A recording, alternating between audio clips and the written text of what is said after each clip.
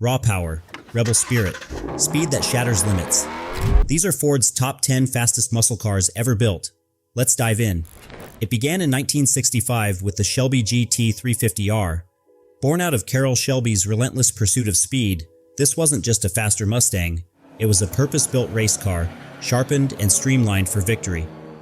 Ford gutted its interior, removed the back seats, installed fiberglass panels, and focused every ounce of effort on performance. With its 4.7-liter V8 churning out 306 horsepower, it handled corners with grace and attacked straights like a predator. It wasn't just about stats, it was about results. The GT350R swept 5 of 6 SCCA regional championships in its debut season, humiliating its rivals and proving the Mustang was more than a pretty face.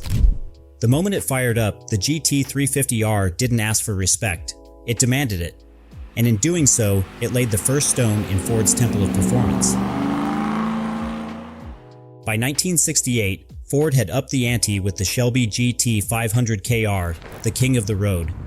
This wasn't a bare-bones track machine. It was the embodiment of luxury muscle, where brute strength met style and sophistication. Its 428 Cobra Jet Vice 8 was officially rated at 335 horsepower, but insiders knew it cranked closer to 400, thanks to Ford's tendency to understate its most powerful engines. The GT500KR offered more than power. It came with creature comforts like power steering, air conditioning, and a premium interior that made it as civilized as it was savage. It wasn't just feared by drivers, it was feared by insurance companies who slapped it with sky-high premiums for the havoc it could unleash. Its long hood, blacked-out grille, and unique scoops weren't just aesthetic choices, they were warnings. The GT500KR redefined what a muscle car could be: refined, comfortable, but still utterly lethal. In 1969, the Boss 429 Mustang wasn't just about looking mean.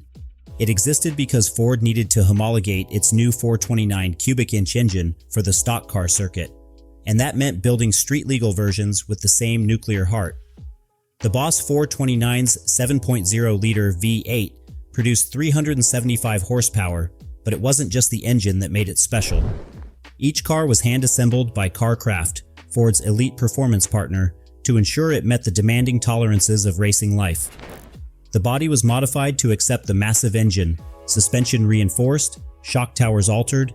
Its massive hood scoop wasn't just for looks, it was a necessity.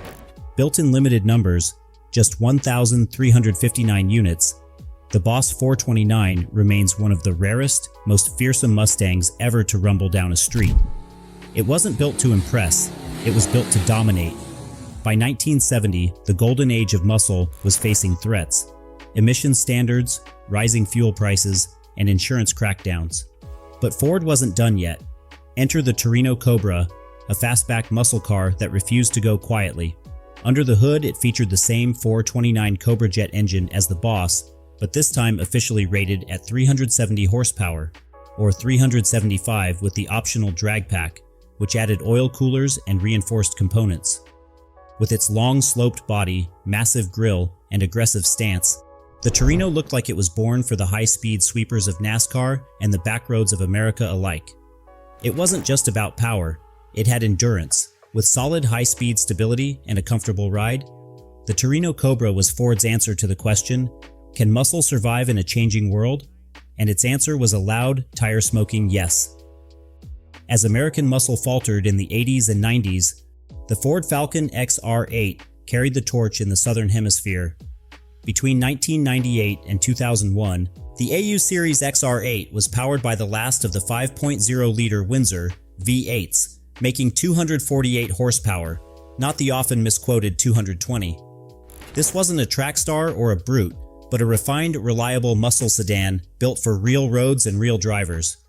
With a top speed closer to 145 miles per hour, it brought American V8 rumble to the Australian tarmac, taking on Holden Commodores and imported Skylines.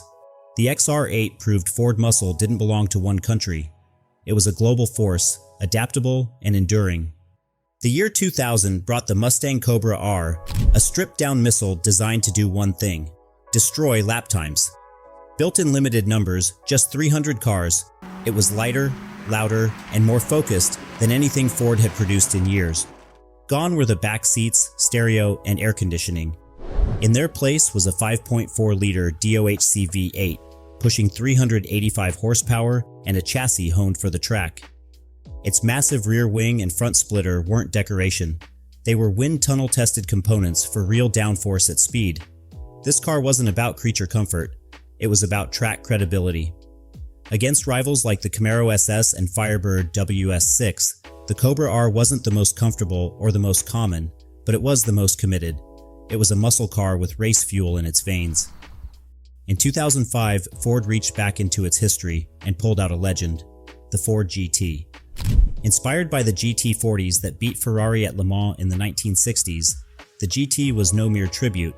It was a mid-engine supercar for the new century, powered by a supercharged 5.4-liter V8 producing 550 horsepower. It rocketed from 0 to 60 in just 3.3 seconds and topped out at 205 miles per hour. Its design blended heritage with aggression, wide, low, and aerodynamic. But look closely and you'll spot something subtle. The number 100 etched inside each headlight, a quiet nod to Ford's centennial. It wasn't just fast, it was respectful of its roots. The GT didn't just challenge the Ferrari 360 and Porsche 911 Turbo, it embarrassed them. It wasn't a muscle car in the traditional sense. It was the evolution of muscle into something more exotic, more refined, and just as brutal. By 2015, Ford brought us the Shelby GT350, a Mustang designed for drivers who crave precision. Under the hood was the 5.2-liter Voodoo V8, a flat plane crank masterpiece producing 526 horsepower and screaming to 8,250 RPM. This wasn't about brute force, it was about balance. The GT350 had magnetic ride suspension, aerodynamic sculpting, and a manual transmission that begged to be worked. It competed not just with muscle rivals, but with precision machines like the BMW M4 and Camaro Z/28. And it held its own, delivering a driving experience so visceral, it almost didn't matter what the stopwatch said. And yet, here's the kicker, it was the highest revving production V8 Ford had ever built. A true symphony of engineering, made for corners, not just quarter miles. In 2020, Ford broke its own records again with the Shelby GT500, supercharged, 760 horsepower, dual clutch transmission, 0 to 60 in 3.3 seconds. The most powerful street-legal Ford ever made. But numbers don't tell the whole story. This car brought together all of Ford's modern tech: adaptive suspension, massive Brembo brakes, launch control, and a gearbox that could shift in under 100 milliseconds. It wasn't just fast, it was smarter, tighter, more sophisticated than any muscle car before it. And for the first time in a Mustang, a dual-clutch transmission gave it supercar reflexes. It didn't feel like muscle anymore, it felt like domination. This was Ford unleashing everything it had. And finally, the 2021 Mustang Mach 1 arrived, not to outpower the GT500, but to honor everything that came before it. With a 5.0-liter V8 producing 480 horsepower, it borrowed the best bits from the GT350 and GT500, a Frankenstein fusion of muscle heritage and modern mechanics. It featured a GT500-style oil cooler, rear axle cooling system, and aerodynamic upgrades for balance at speed. The Mach 1's mission wasn't brute force, it was harmony, a daily driver you could take to the track, a modern car with a classic soul. It closed a chapter on gas-powered performance with dignity and grit.